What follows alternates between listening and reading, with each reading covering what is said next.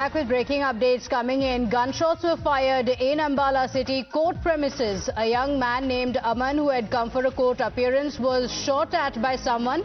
The assailants are said to have arrived in a black vehicle and they fired 2 to 3 rounds of bullets and then fled the scene. My colleague Pavit is joining us on the broadcast with the details. Pavit, this will raise some serious questions about the law and order. Have the assailants been identified? Have they been apprehended? What are the details of what happened?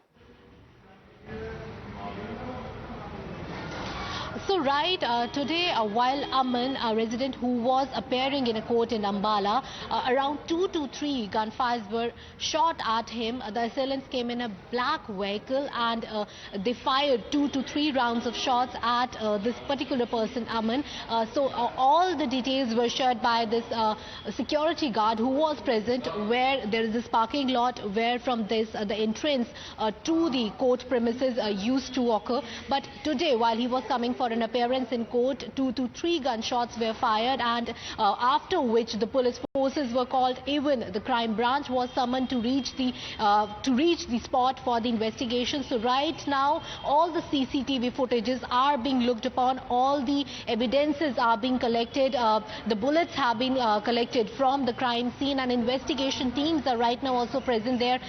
CID has also been summoned to look into the issue, like what all had happened and what all eventually led to these gunshots which were fired. And right now the investigation into the matter is taking place, and all the CCTV are being looked upon, like who were the assailants, why this kind of thing happened, that too in a broad daylight, and that too in a court premises. Absolutely. Gunshots in broad daylight within court premises raises some serious questions, and now the officials are looking at the CCTV footages to identify these assailants. Thank you for joining us with those details. With that, it's time for us to slip into a short break here. We'll be right back. Stay with us.